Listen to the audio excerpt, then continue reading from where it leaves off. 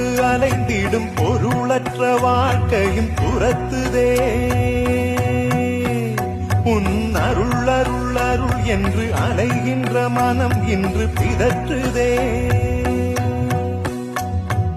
அருள் விழியால் நோக்குவாய், மலர்பதத்தால் தாங்குவாய், உன் திருக்கரம் எனை அரவணைக்குனதருள் பெற பிச்சை பாத்திரம் ஏந்தி வந்தேன். ஐயனே என் ஐயனே, பிண்டம் என்னும் எலும்பொடு சதை நரம்புதிரமும் அடங்கிய உடம்பு எனும் பிச்சை பாத்திரம் ஏந்தி வந்தேன். ஐயனே என்